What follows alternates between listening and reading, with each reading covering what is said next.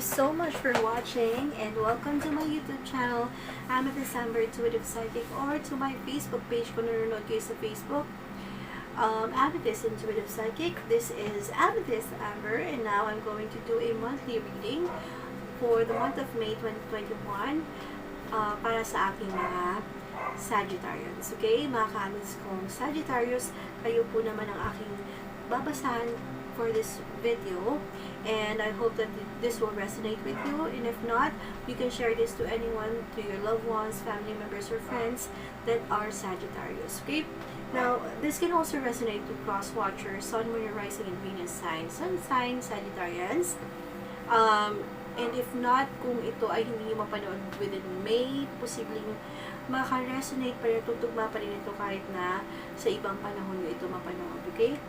It might answer your prayers or questions, and these are all guidance, hindi siya prediction. It can be anything para sa iyo, sa iyong pamumuhay, at sagot sa iyong mga panalangin, mga katanungan recently, okay?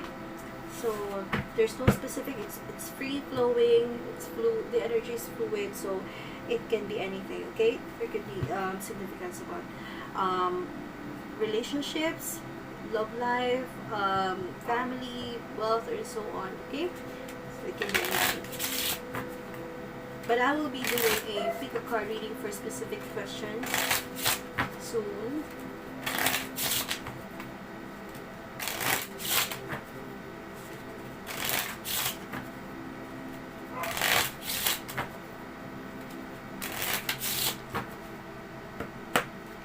Alright, so Sagittarius, tignan natin. Gagawa ko ng Estrella de la Fortuna. Well, before I do it, before I proceed nga pala, if you're new to my channel, please subscribe, like, and share this to your loved ones. Click that notification bell icon para kayo ay lagi notified. All notifications po para kayo ay makareceive ng notifications para sa aking mga free live reading, YouTube or Facebook, at the same time, aking mga updated videos, okay? Now let's proceed. Thank you so much. Ang unang barahang lalabas ay significant sa gagawin ko, Estrella de la Fortuna, Five of Hearts, continuous action of love, continuous flow of happiness. Yun ang ibig sabihin nito. Ace of Spades, kahit na raw ikaw ay nalulungkot mag-isa or ikaw ay may nararamdamang hindi maganda, at iniisip mong baka ito ay maging mas worst pa. Yung simpleng nararamdaman mo, baka maging mas matindi pa ang problemang darating. But don't be afraid. Don't worry too much. Why? These are all emotions and feelings. Because the Lord is just letting things make you realize that, hey, baka nakakalimutan mo kung gusto mo naman ba akong kausapin, baka gusto mong humiling ng tulong sa akin. So, in the midst of all dark colored cards, mga itim, negative to eh. So, ikaw ay maaaring nagkakasakit. The more na pag-aalala mo ay makakapagpababa ng iyong immune system, or maaaring ikaw ay may mga mahal sa buhay na nagkasakit or namayapa, at tinuturing mo masama ang loob mo sa Panginoon, or masama ang loob mo sa nangyayari, at iniisip mong uncontrollable ang lahat ng ito. Yes, of course, it's uncontrollable. We cannot control the things around us, but we can control what we feel. And your perspective is very important to continue what you should do. So kung anong iniisip natin, tinatanim natin sa ating utak, ay maaari mag-manifest at magkatotoo. Oh my word, this is really sad.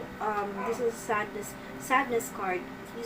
These are all yung mga bagay na nalalaman mo, maaaring malaman mong may pinagdadaan ng mabigat na problema ang iyong mahal sa buhay, at ganun, or maaaring ikaw ito.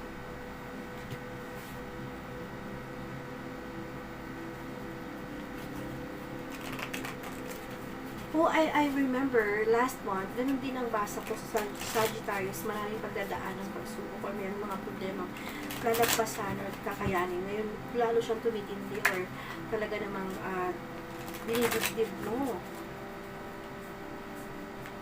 I'm really praying for you na mabilis itong maayos. The recognition and appreciation, malungkot ka at hindi ka na-appreciate or maaaring na-appreciate ka. There will be appreciations na dumating, napupuna ka, so keep on fighting. May mga makikinig sa'yo, may mga makakaintindi at makakaunawa sa'yo. Knight of Swords, may mga tutulong sa'yo para lumaban.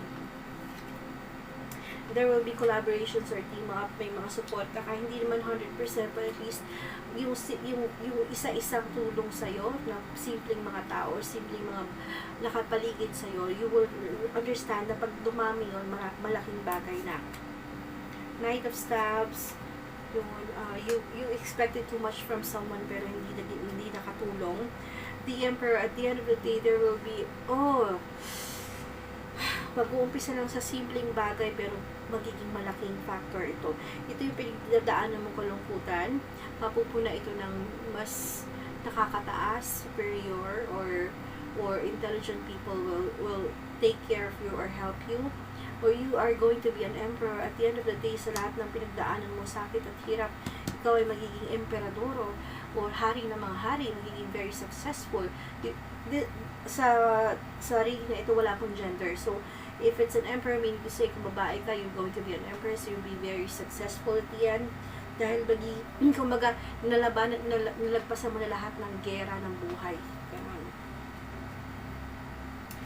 But be very careful. Take care of yourself, your health especially. Okay? Huwag pa dalos-dalos or huwag nang masyadong matigas ang ulo. Maaring makipaglaban or maaring may maging dahilan para maging malungkot, pero in the long run, sa future side mo, Emperor card means magigising ka isang araw na although masakit na memory ito, but at the end of the day, you'll still going to say, I fought hard, I've won the battle, I survived, and I'm now here. Especially for your children, if you have kids, or for your loved ones, in the future, you might have kids, or ito ay bunga ng iyong kabataan, yung traumatic experience na iyong pinagdaanan noon. You will be very inspired because of your children. Give your relationship a chance. Give your relationship with loved one or friends a chance. Work on your partnership para sa mga anak. Honeymoon, hindi lang para sa pag-ibig or excitement or kilig or sexual activities. But also, you have to keep an open mind. Your soulmate may differ from your usual type or expectations. Kaiba man or hindi talaga perfect ang soulmate. Kailangan dumaan sa pagsubok or mga challenges para mas maging matibay, matatag. And let your friends help you. Allow people to help you. Ano natin, isa pang reading ng oracle card.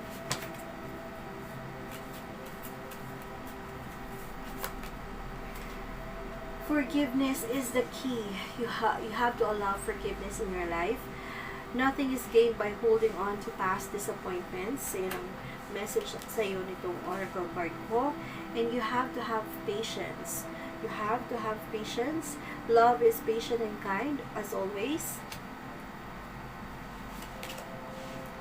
And love who you are.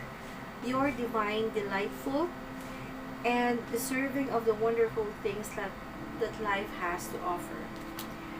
Whew. Okay, last but not the least, spiritual connection.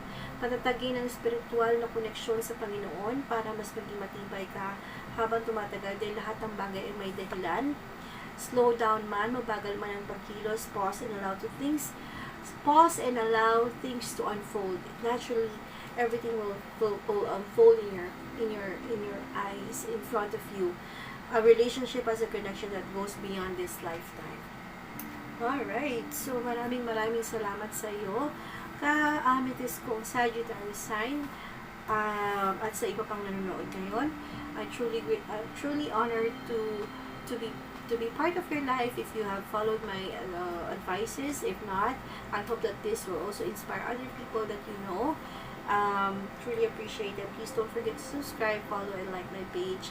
And if you want to have a personal private reading with me, just send me a message on my Facebook page, Messenger, Amethyst Intuitive Psychic, and I'll be more than happy to answer your questions and queries.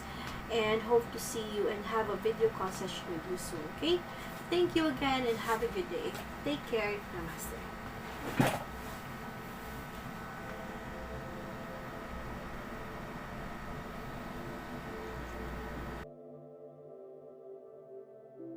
Give you my heart.